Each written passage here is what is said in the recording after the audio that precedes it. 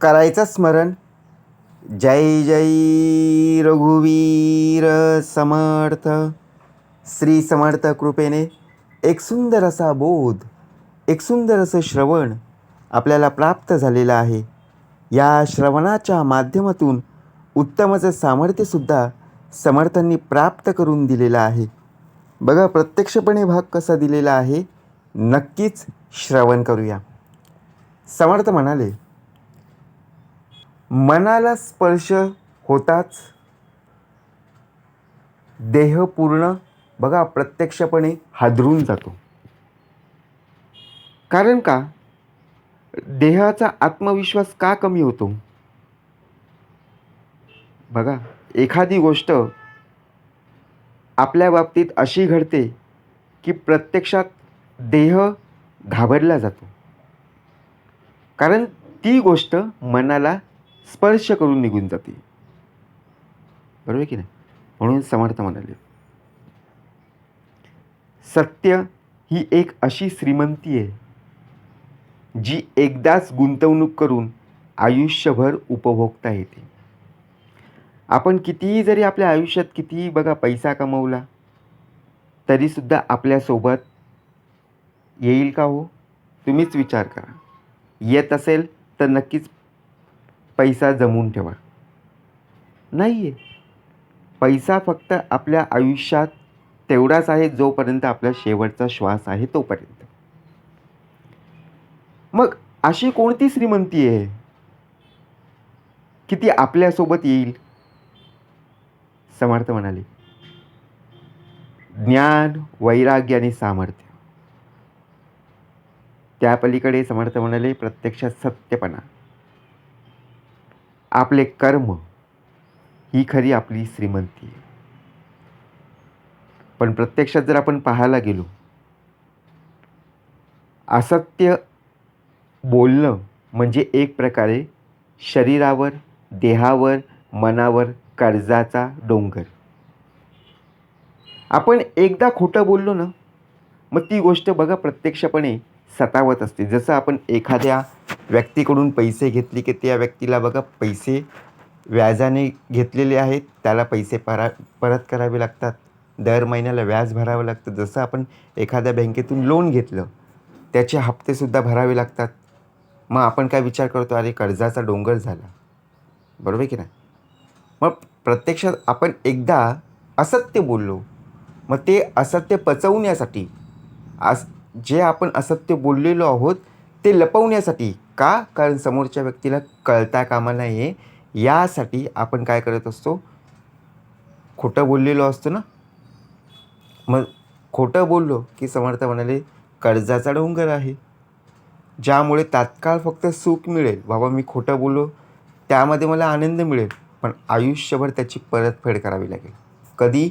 ज्यावेळी आपण खोटं बोललेलो आहोत हे समोरच्या व्यक्तीला जेव्हा कळेल ना, तेव्हा तुम्ही त्याच्या नजरेतून बाद होसाल. बरोबर की नाही? मग शेवटी काय होईल, तुम्ही कितीही चांगलं कार्य केलं तरीसुद्धा ती व्यक्ती बघा प्रत्यक्षात तुम्हाला कधीही आयुष्यात कधी मानणारसुद्धा नाही. मग कोणती व्यक्ती आपल्याला मानेल? लक्षात ठेवा, सुखासाठी कोणाकडे हात जोडू नका. आपण प्रत्येक व्यक्तीकडे जातो, हात जोडतो. हां, नमस्कार करणं एक स्वाभाविकच आहे. परंतु सुखासाठी मला पैशांची गरज आहे किंवा एखाद्या कार्यासाठी मला मदत करा, नाही. समर्थ म्हणाले, ते कार्य आपल्यालाच करणं गरजेचं आहे. वेळ वाया जाईल. आपण काय करतो, आपलं काम दुसऱ्यांवर सोपवतो. समर्थ म्हणाले, का? आपल्याला सुद्धा काम दिलेलं आहे ना. बघा, आपण एखाद्या कंपनीमध्ये असतो, आपण एखाद्या व्यवसाय करत असतो, आपण काय विचार करतो, मला काम दिलं आहे ना, मी माझे जे खाली आहेत बघा, खालचे जे ज्युनियर्स आहेत त्यांना मी देतो, मग ते माझं काम करतील. अरे पण तुला ते दिलेलं आहे ना, त्यांनासुद्धा ते कार्य दिलेलं आहे, ते करतायत. परंतु आपण काय विचार करतो, नाही आहे, माझ्यावरचा ताण कमी होऊ दे, मी माझं काम त्यांना देतो. परंतु त्यांनी जर केलं नाही तर वरच्या बॉसची, म्हणजे वरचे जे मॅनेजर असतात किंवा कंपनीचा मालक असतो ते आपल्याला शेवटी बोलतात की नाही, आपल्याला मग बोलणी खावी लागते आणि मग त्याचा राग आपण कोणावर काढतो? ज्यांना दिलेलं आहे त्यांना.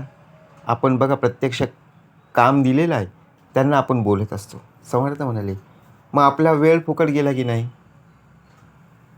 म्हणजे प्रत्यक्षात दुःखाशी दोन हात करणं स्वाभाविकच आहे. जेव्हा तुम्ही दुःखाशी दोन हात करायला जाल तेव्हा तुमच्या आयुष्यात चांगली वेळ नक्कीच येईल. म्हणून समर्थ म्हणाले, प्रत्यक्षात आपण विचार करतो पण कोणावरती अवलंबून राहू नका. ठामपणे टाकलेले प्रत्येक पाऊल तुम्हाला यशाच्या जवळ घेऊनच जात असते.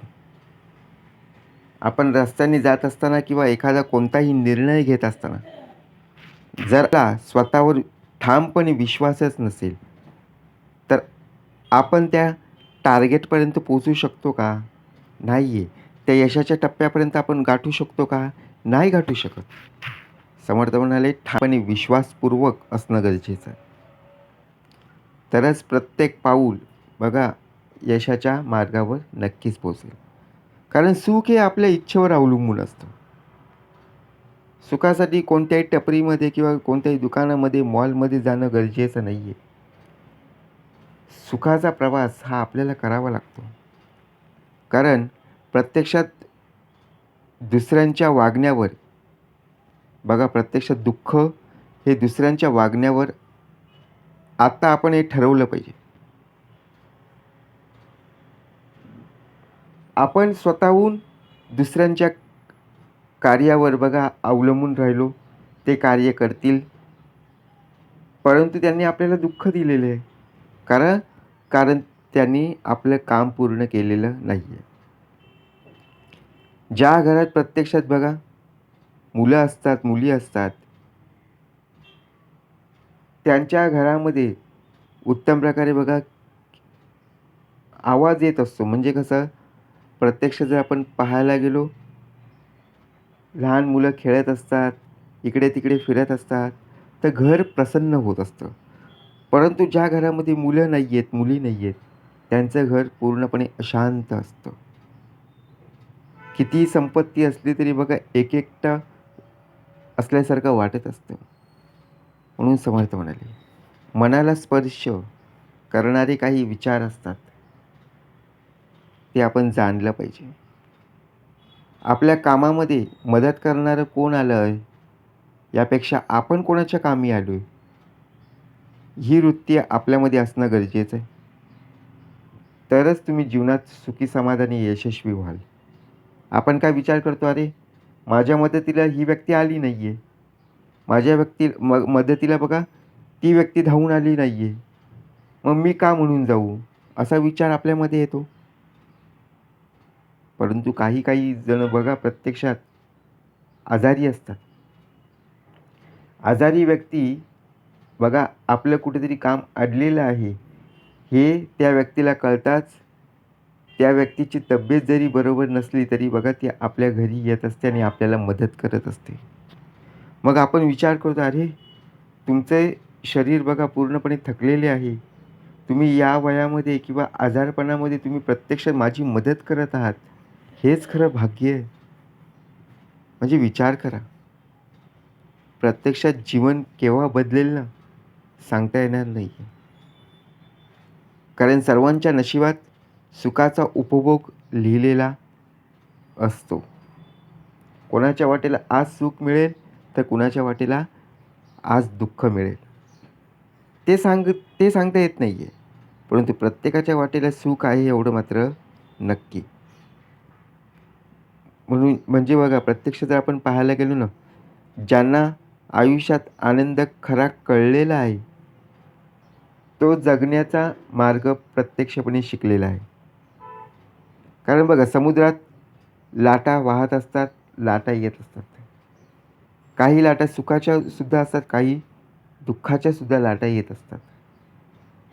म्हणजे आपण जर विचार केला, जेव्हा मन आपलं कमकुवत असतं, तेव्हा परिस्थिती मात्र संपूर्णपणे गोंधळलेली पाहायला मिळत असते. पण मन आनंदी आणि खंबीर ठेवणं खरंच गरजेचं आहे. विचार करा. समर्थ म्हणाले, आपला देह खंबीर नाही आहे, खंबीर बनवता आलं पाहिजे.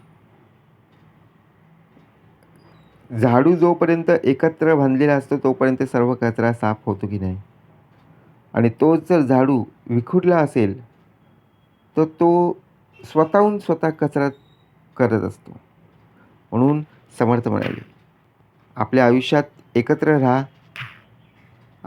एकत्र राहत असताना एकमेकांवर प्रेम करा, आणि सर्वात महत्त्वाचं म्हणजे यातच खरं आनंद आणि समाधान आहे. परंतु जर आपण विचार केला की न हरता, न थकता, न थांबता जर आपण प्रयत्न करत राहिलो तर कधी-कधी आपलं नशीबसुद्धा बदलत असतं. परंतु पाणी जसं धावत असतं, म्हणून त्या पाण्याला बघा उत्तम प्रकारे मार्ग प्राप्त होत असतो.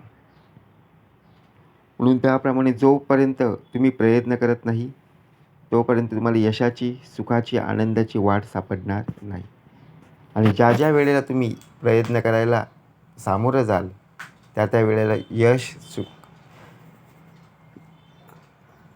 आनंदाचा मार्ग तुम्हाला पाहायला नक्कीच मिळेल. म्हणून समर्थ म्हणाले, माणसांना अनेक प्रकारच्या इच्छा असतात, परंतु यशस्वी माणसाकडे ध्येय आणि योजना या मात्र नक्की असतात. विचित्र आहे. संपूर्ण जर आपण पाहायला गेलो ना, या जगामध्ये अखंड यशाने आपल्या जीवनाची केवळ एकच बाजू आपल्याला कळत असते. परंतु दुसरी बाजू कळण्यासाठी संपूर्ण अपयशाची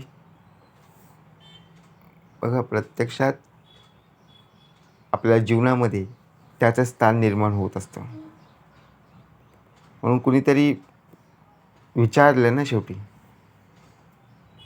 आपण जेव्हा झाडावरून फूल काढतो तेव्हा आपल्याला आनंद होतो, परंतु ज्या झाडावरून ते फूल काढले ना, त्या झाडाला एकदा तरी विचार की बाबा, मी तुझं फूल काढलंय, तुला दुःख, वेदना, म्हणजे विचार करा.